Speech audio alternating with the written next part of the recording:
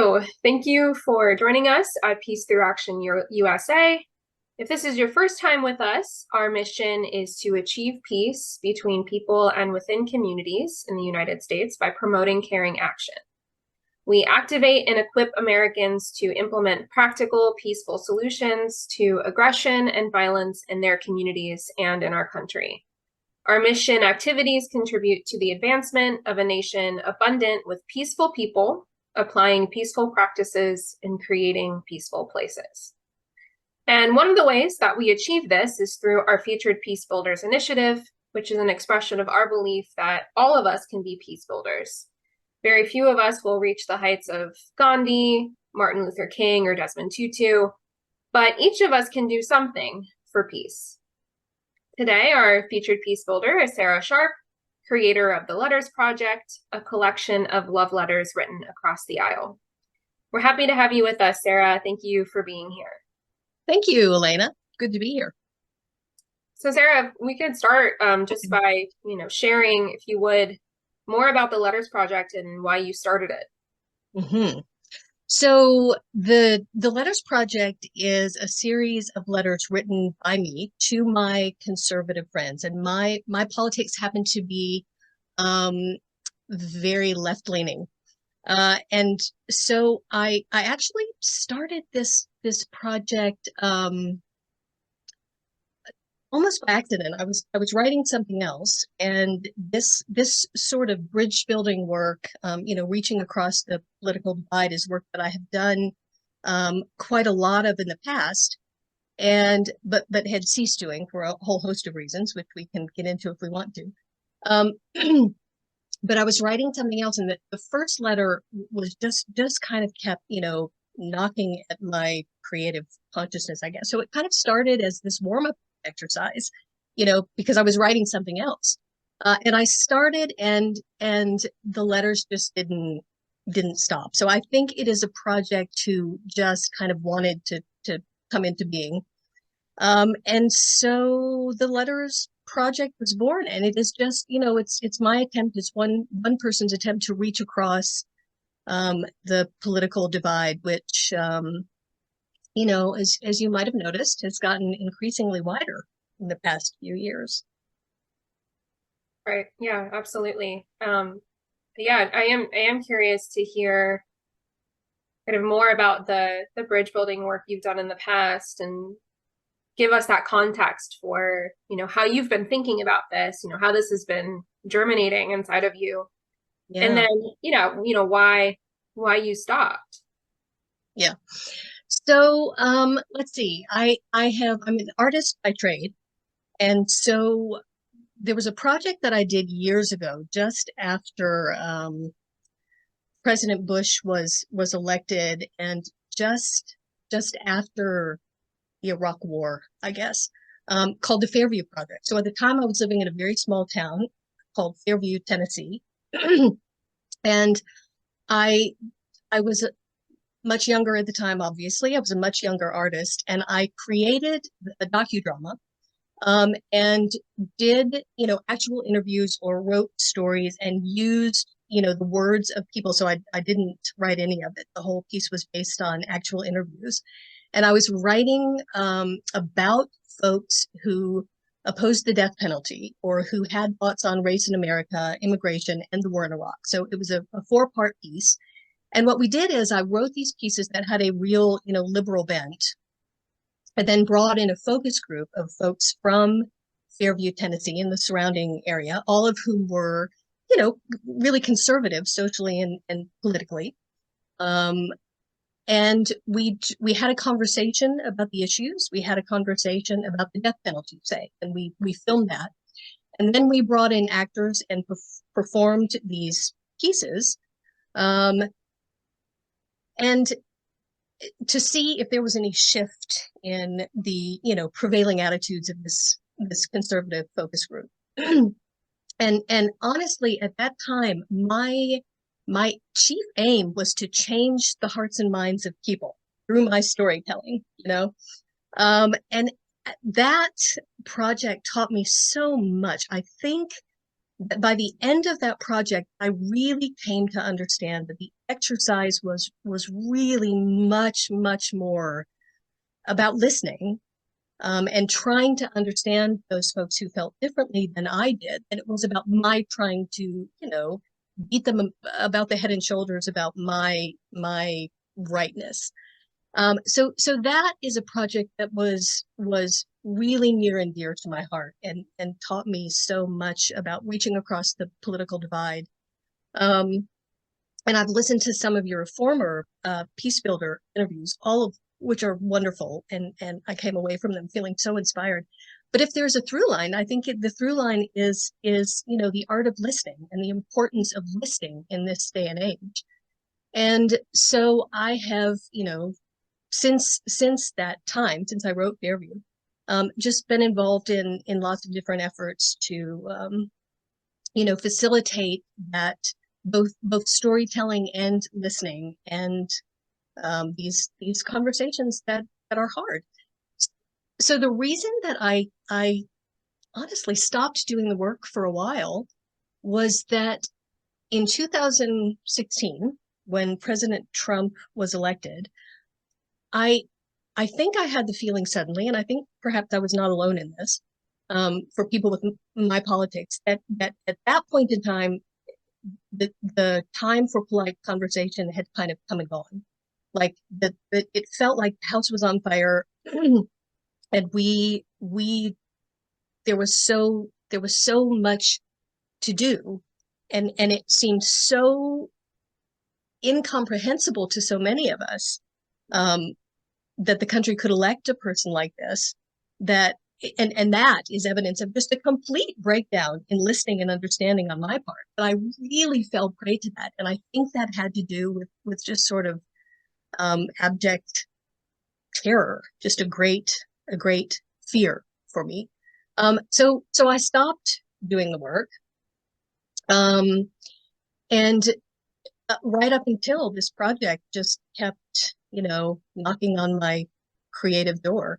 And I have really come to believe that this work is more important now than ever. It's certainly harder. And I think part of the reason I abandoned the effort for a time is that it's, at one time talking with someone who felt differently, or who had a different worldview was hard, but not seemingly impossible, because we were working with a shared set of facts. We might have disagreed fervently about those facts, but we at least shared a common set.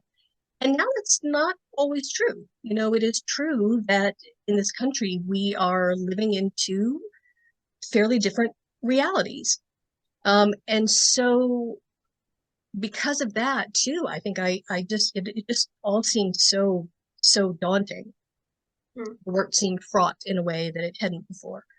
But I hope that through this project, I personally have sort of found my center and really recommitted to the work. And I guess my hope is that maybe it can help other people come back to the work, or come to it for the first time, whatever the case may be.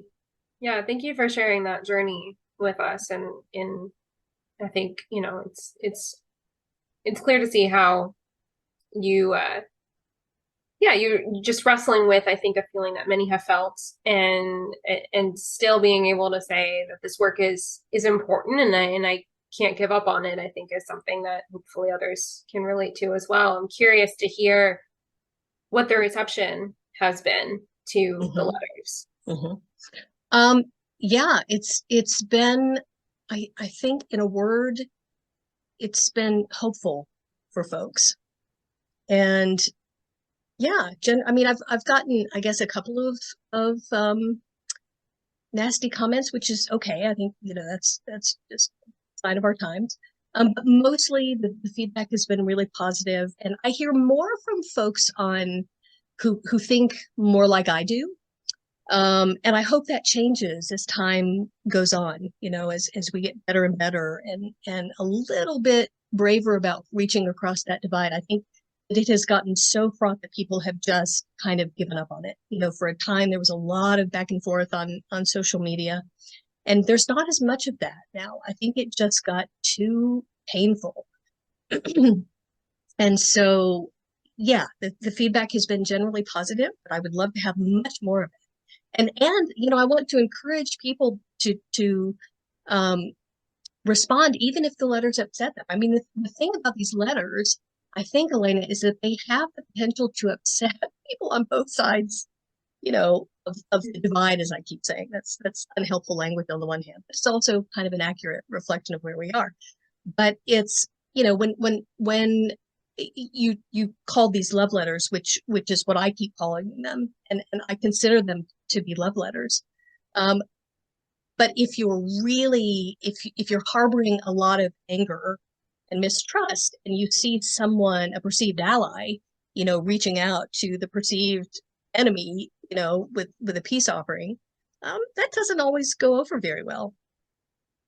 So yeah, but that's okay. We have to do the work anyway.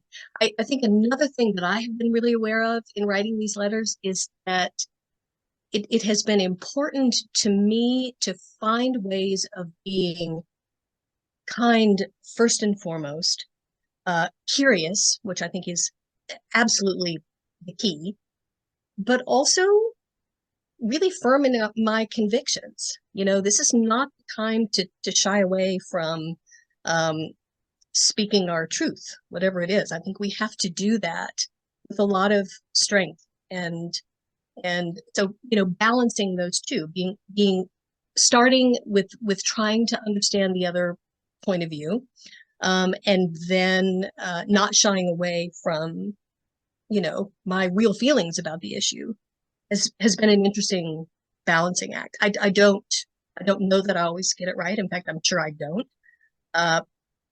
But that's at least the exercise. Yeah, I can appreciate, just that balance, just holding that tension, especially when it doesn't feel like there's a lot of good modeling of how to do that. Right. No, there's the opposite, in fact. I mean, we are trained every day. All you have to do is turn on the television or, turn on your computer, and you have, a constant tutorial in how to be really, horrible to your fellow citizens. It's really unfortunate. Yeah, I mean, I'm curious, as you're writing these letters, as you're working to hold that tension. Is there a vision that you have in mind, or a way that you would define what peace looks like?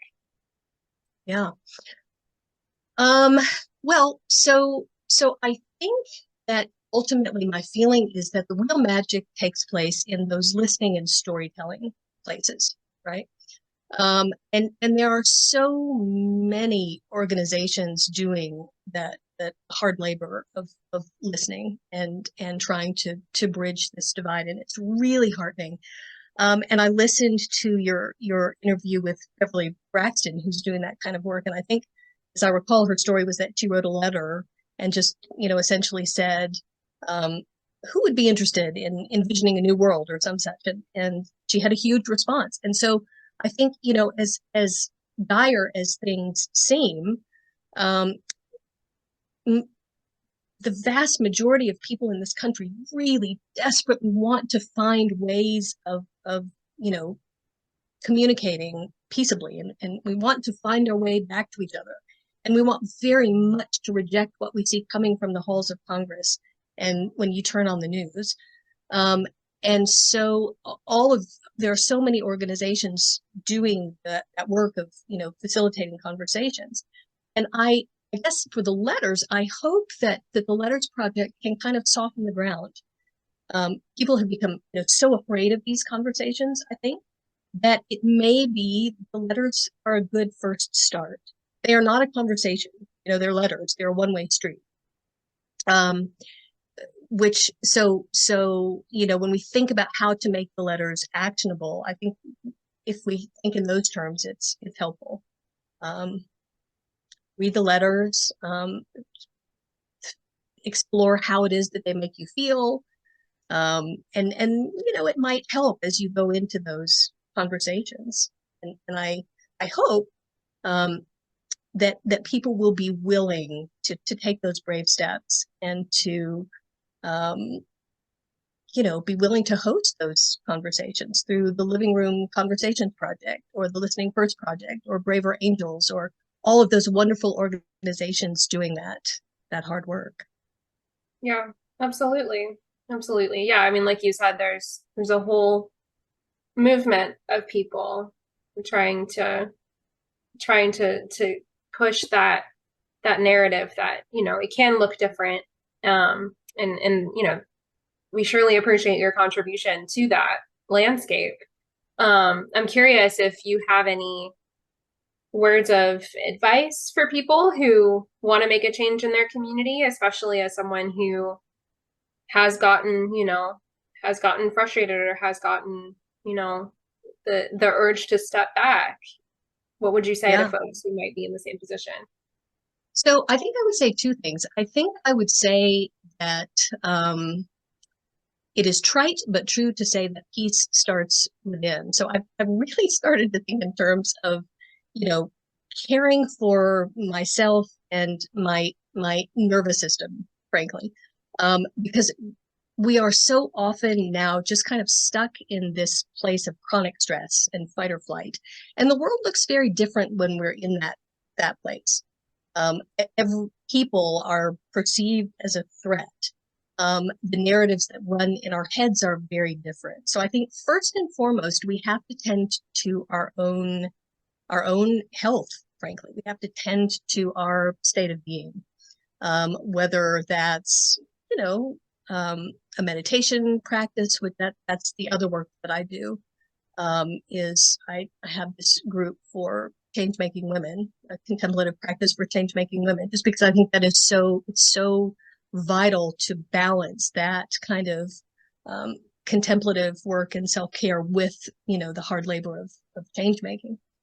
And so I think that is first. Secondly, I would say to reach out to one of these organizations that are doing the actual work and agree to host a conversation, or a storytelling event. And there are so many ways of doing that. I think people can find some of those organizations on your website, certainly on the Listen First website. But you can, through the Living Room Conversations Project, say, host a conversation in your living room with folks who, share your worldview and with folks who don't. And those, creating those safe spaces and facilitating those conversations, that's just everything in this day and age. It's an opportunity for us to remember that we have so much more in common than we are sometimes led to believe. Yeah. Yeah. Well, I think that's a perfect note to end on, just remembering and grounding us in that. Yeah. Thank you, Sarah, for your time in sharing this conversation, and yeah, greatly looking forward to how the Letters Project continues to evolve and encourage others to listen and to feel hope for our future. Right. Yeah. Thank you so much, Elena.